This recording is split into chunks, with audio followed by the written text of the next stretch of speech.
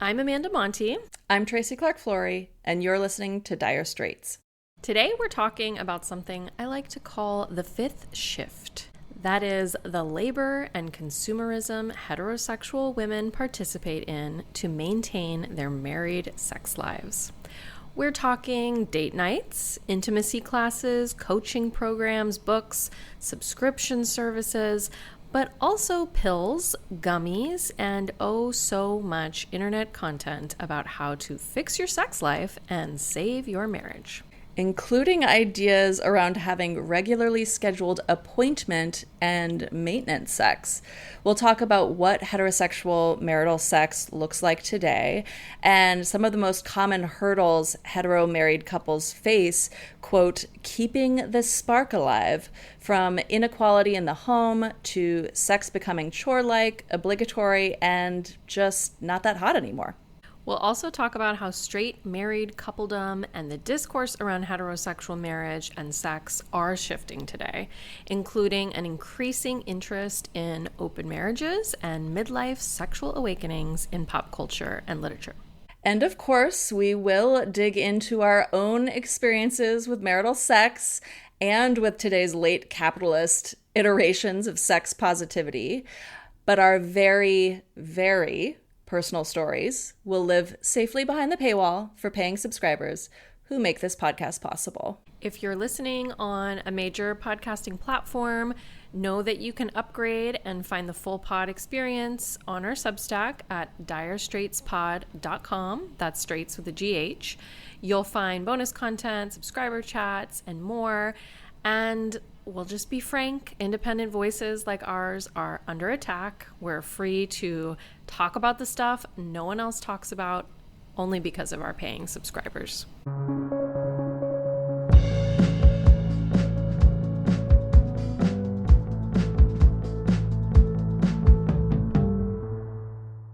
So, to start, what is the fifth shift, Amanda? Because I know this is a term you've been tossing around for a while. Yes. So in an effort to add to our Dire Straits lexicon, I'm bringing this term, the fifth shift, to the show. I am trying to make the fifth shift happen. But before we talk in detail about what the fifth shift is, I feel like we need to cover all the other shifts that women work. Yes. So we get the concept of the second shift from sociologist Arlie Russell Hochschild, who some of you may have heard of, in the late 80s, coined this term. And the term is meant to define the unpaid caregiving and domestic work women are saddled with after they get home from their paying jobs. So cooking, cleaning, taking care of the kids, etc. Women go to work, but then they come home and they clock in for that second shift, which is, of course, unpaid and not seen as work. This idea of the second shift was later expanded by Hochschild and others to the third shift, because there's even more work that women are doing. And that's been defined as the emotional and social labor that women take on, not only at home, but also in professional settings. Right. So the third shift captures all those conversations we've seen around the mental load and emotional labor, that kind of thing.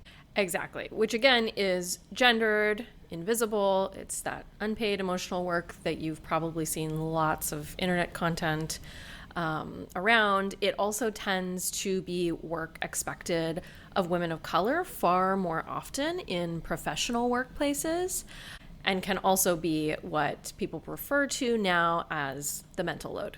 So is there a fourth shift then too? And what is that? Because I am feeling tired already. This is too many shifts. How many shifts can there possibly be? Yes, there is a fourth shift.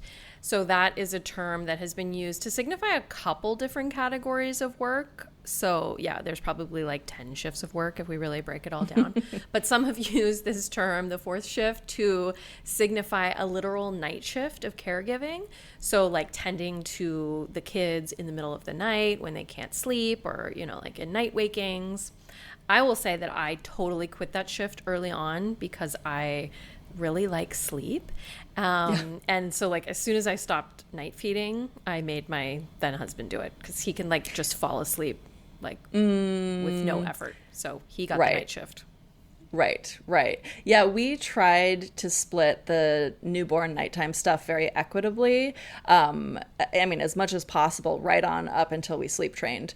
And somehow, knock on wood, nighttime stuff has not been an issue for us. But I have a lot of friends who, for many, many, many years now, have not had a full night's sleep. Right. I mean, it's crazy, especially when the kids are really little.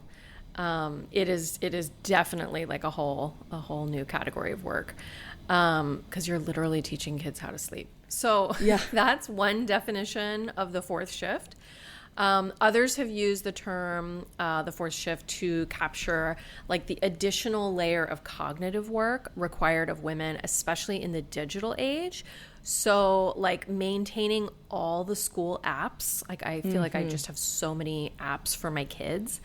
Also calendars, and even like the social and community ties work that goes along with that. Today, we even have this increasing push to view the family and marriage like corporations, which I have so many thoughts about. Do you think that managing your home like a CEO is conducive to eroticism? No, definitely not. It's anti-erotic. Surprising answer.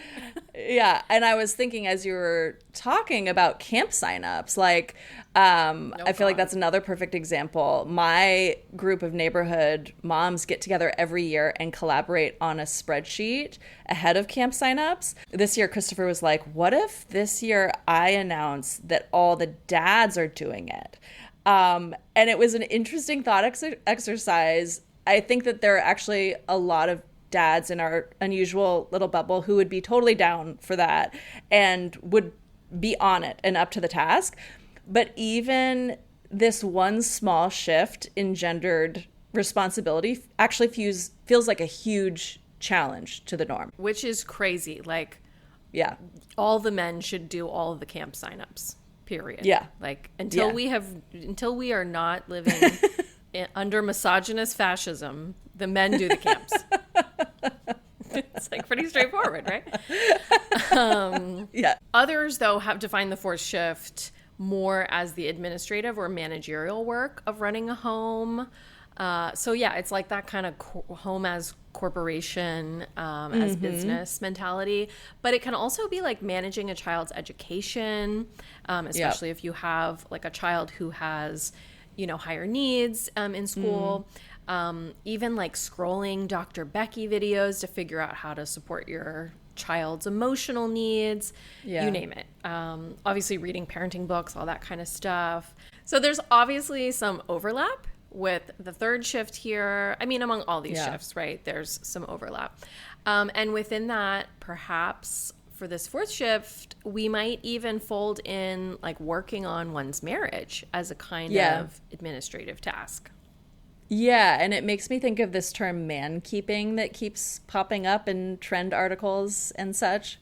Yes. Actually, that is probably my favorite way of thinking about the fourth shift, and it kind of connects to everything that we're saying. That term, we should say, has also been traced back to Angelica Puzio-Ferrara, a postdoctoral fellow at Stanford. According to the New York Times, man-keeping describes the work women do to meet the social and emotional needs of the men in their lives, from supporting their partners through daily challenges and inner turmoil to encouraging them to meet up with their friends. So, like the labor that heterosexual married women do, caring not only for their marriages, right, and their kids, but for their husbands' emotional and social lives. Right. Yeah, I think it's my favorite way of thinking about the fourth shift too. It feels like a really distinct form of work, and one that I see a lot of straight married women performing and complaining about, rightfully so, a lot. But yes, definitely seems like there's plenty of work for this to qualify as a fourth shift. Oh yeah. Yeah, there's plenty. Yeah. But today we are talking about the fifth shift. And that's an entirely different bucket of work that has really become central to how we understand heterosexual marriage today. And it's one that really endlessly fascinates me. The fifth shift is quite simply the sexual labor women perform in their marriages. Okay, so the fifth shift is basically appointment sex, maintenance sex.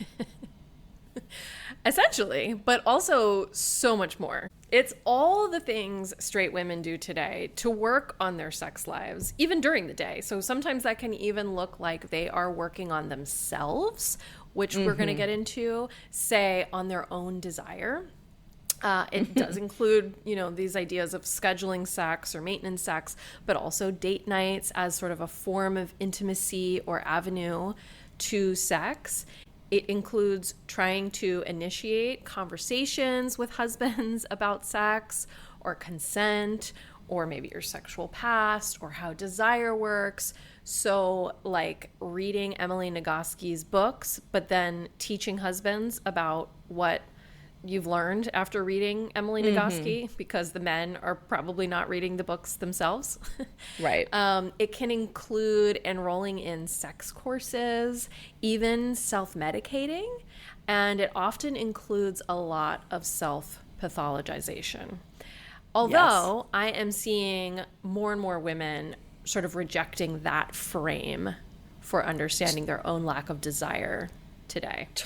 Totally. Yeah, I actually just sent you that Scary Mommy piece recently that had the headline, "I thought I had a sexual disorder, but I just didn't want to have sex with my husband." Yes. This is something that I've also been writing about and around for a while, like how women pathologize their own lack of desire, that they're feeling, to be clear, in heterosexual monogamous marriage. Often these are also mothers who are saddled with all these shifts that we talked about.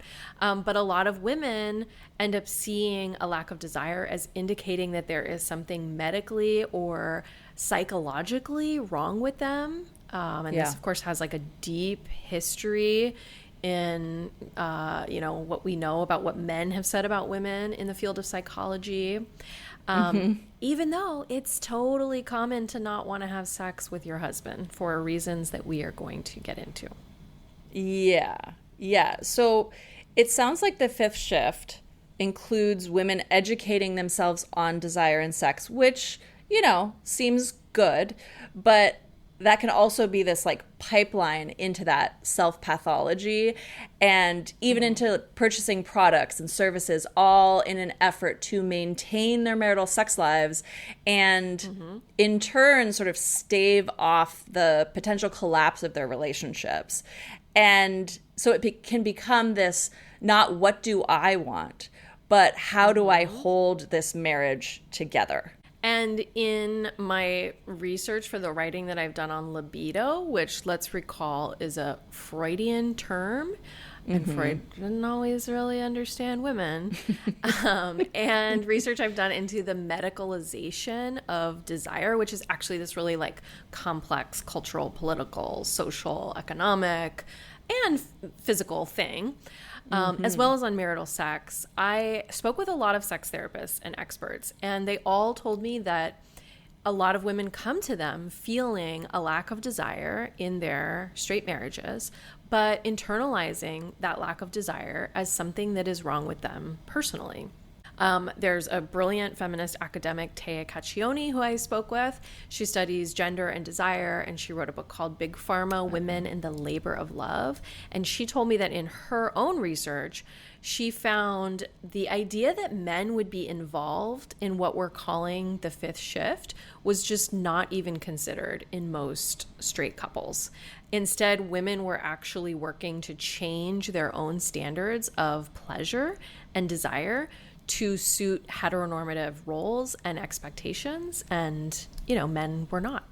So why do we think that is? Why are men not getting involved in this work of maintaining intimacy and sex in hetero marriages like for me, what comes to mind most immediately is the pleasure piece of this. Like we know that there is an orgasm gap in straight cis relationships, which definitely has a lot of bearing on whether or not a woman wants to have sex with her husband, I would imagine. And given the primacy and validation of men's desire and pleasure in normative hetero scripts, why would he read up on women's pleasure or desire? Because if she's not turned on by some, good old-fashioned phallocentric sex, there's something wrong with her, right? And to admit that it isn't enough for his partner would diminish him as a man, right? It would like somehow imply his manhood or question his manhood. And as you're talking, I'm thinking like, well, women have to diminish their own womanhood to identify as someone with some sort of sexual pathology, even after they have, say, given birth, breastfed, and like as I write about in my book, like all that coming off the heels of, especially if you're a millennial, a pretty complicated sexual history. Yes. As you were talking, I was also thinking about that, though. Like, so many men that I speak to, sex is just not that complicated for them, right? Yes. But then it's like, but you're having sex with women, so perhaps, like, you should read up on women's desire. Well, also, like, Amanda, I'm just like, as we're talking, I'm like, right, it's like when you are getting into your hetero marriage and then having to like study up on how to make sex and desire and pleasure work in marriage. Like for many of us, you're coming off of years, potentially decades of like reading self-help, magazine columns, like all of it, watching porn, like wherever you're going for pointers on how to be good at sex, and to please men. Right. And so it's like you've already had this like lifetime of studying up and trying to cater to quote unquote male desire. Right. And then there's this like next phase of trying to self-perfect within the context of marriage and like try to solve for some of the problems that marriage then introduces, into the equation on top of the problems that are already there. Such a big shift. Yeah. Like of work, right? Such a huge category of work. It's interesting because it's making me think too of like our Evie episode where it's like, okay, so one way of dealing with that is you just double down and like you just keep figuring out how to please your husband, right? Yeah. But then you have this whole other category of women who, are probably more progressive, right? Who are like potentially reaching a crisis point in terms of that approach to sex within their marriages and realizing like, fuck that. No, like I'm not going to just have sex with you right now because you want to. I'm tired, and that's what's always interested me is like, we're in this generation where sexual consent is becoming really important to women post-MeToo in marriage. And that's really new, But then at the same time, we have all this sort of like marketing of all this kind of, solve the problems of your married sex life, products, which we're going to talk about.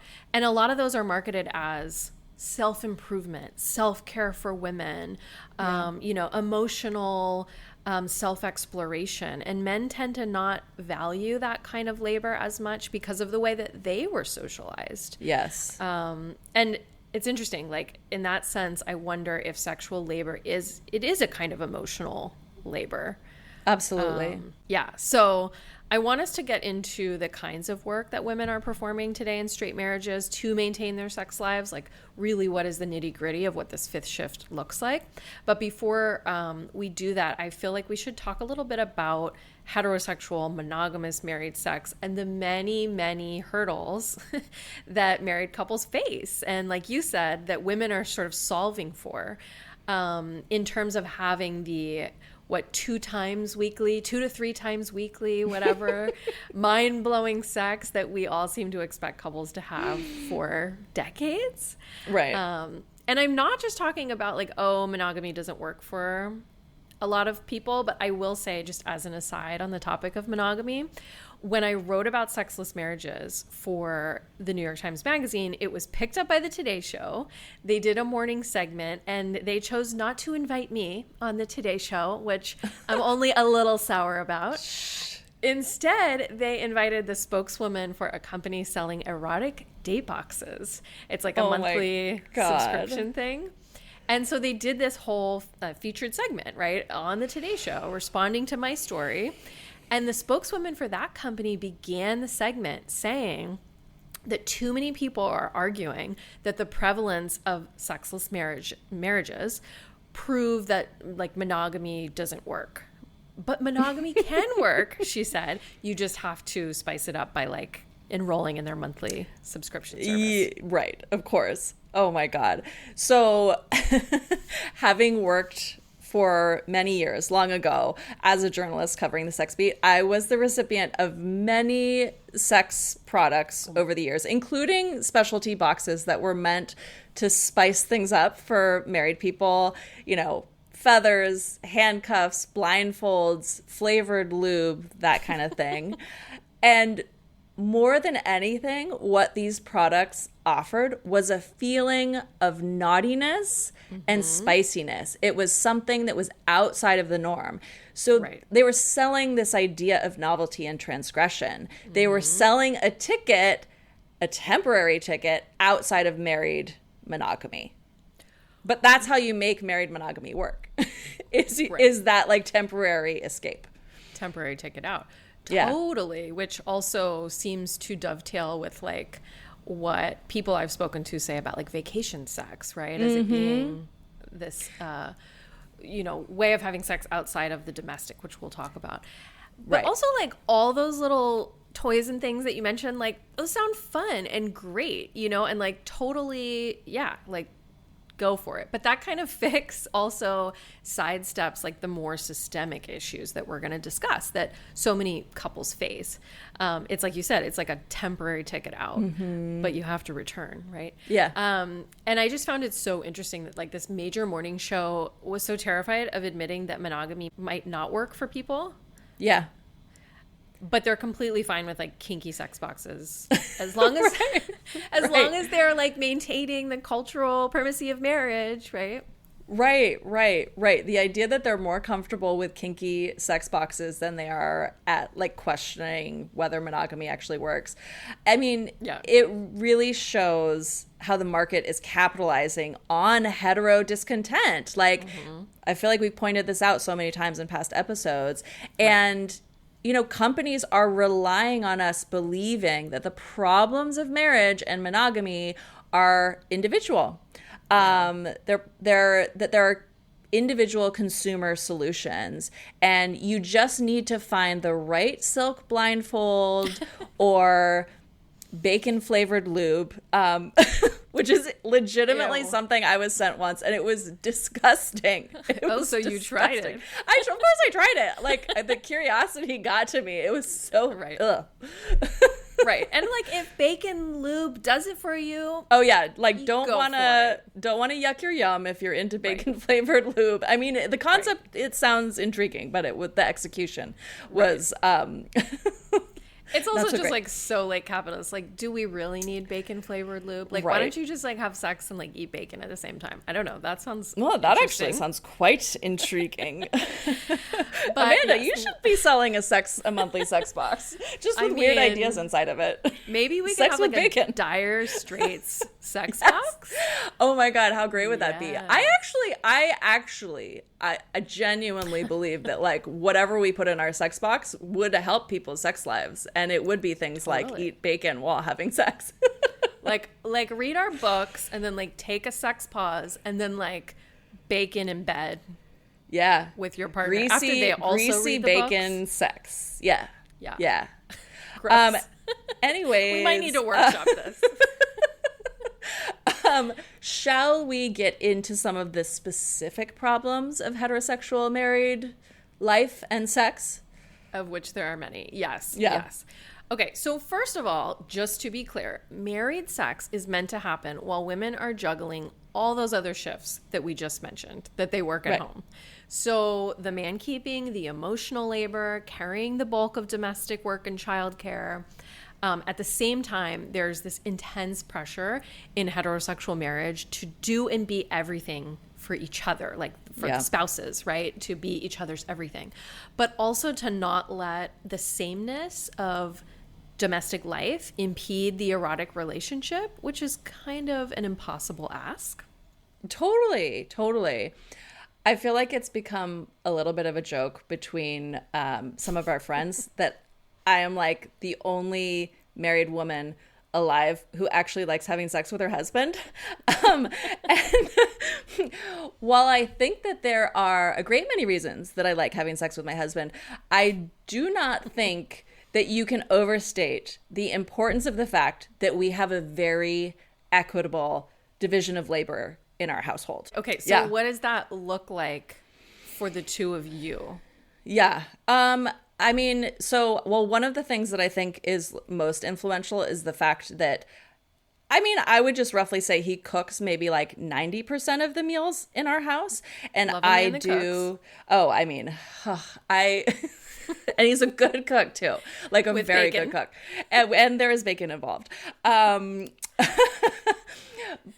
I do I do the shopping often. I do the dishes, like there are ways in which we kind of go like, you get this, I get this and stuff. But I think that's like a really, really big one that has, I would say, even like an outsized impact.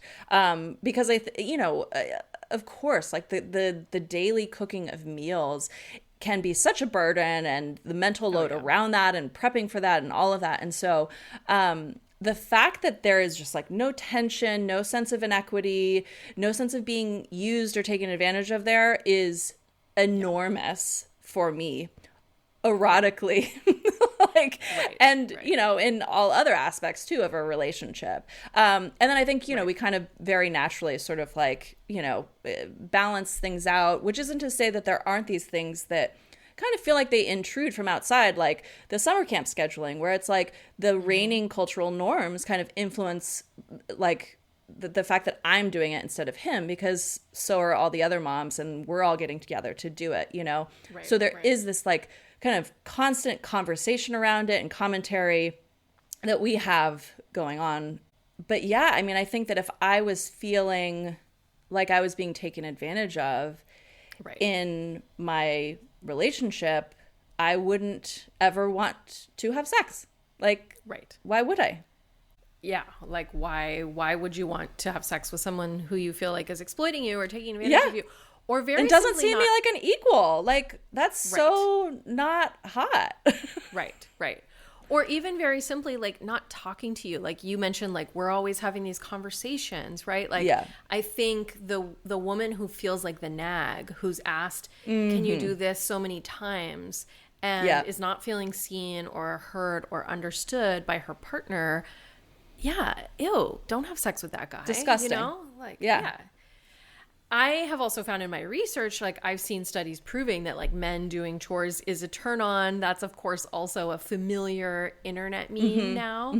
Like, gender inequality is bound to influence a woman's desire in heterosexual marriage. But truly, like, we're only just beginning to have that conversation about the fact that heterosexual marriage is unequal, and yet women still feel this obligation or duty to have sex with their partners. But it's not hot to feel oppressed or even just misunderstood or, like we said, unseen.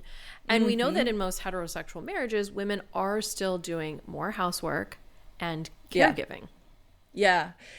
I mean, speaking of that meme of like men doing housework, I remember being very offended like over a decade ago by this like, coffee table style joke book that was like called Porn for Women. And on the cover was like an image of a man vacuuming the living room. And it was like similarly filled with that type of imagery. And I remember hating it at the time because I was like, this makes such a mockery of women's desire. Like, it doesn't take women's desire seriously. But I do think that it's true that like equitable division of labor in the household is kind of like a grounds for entry, so to speak. It is like a very like basic level to clear in order for women to be able to access their desire, you know, in a very real way. So unfortunately, I think that's where we're at, is that kind of like very jokey, not serious like way of conceiving of women's desire in marriage, which is just like, oh my God, would you just fucking take out the trash or vacuum, you know? Ugh. Oh no, you've hit the paywall, which means you'll miss out on the rest of the episode. And there's still an hour left. We are really just getting started with this one. In fact, this is easily our juiciest episode yet. I spill some revelations I've had about sex with men who take care of themselves and the plot twist in my own divorce story that led me there. Tracy shares the event that launched her into her midlife sex portal. We also talk about the women flashing their husbands to get them to do chores and whether married people should be using sex to avoid their problems. This episode got so personal, we were honestly a little nervous to spill all this, but we know you'll get a lot out of this conversation. If you've been putting off upgrading your subscription, now is the perfect time to head to our show page at direstraits.com, that's straights with a GH, to grab your paid subscription. That includes full access to our community and all bonus content, including regular live conversations and interviews with cool guests like Koa Beck and Sarah Peterson. We are free to talk about the stuff no one is talking about because we don't take ad money or rely on media sponsors who are rapidly leaning to the right. Paid subscribers are why we exist, and we like it that way.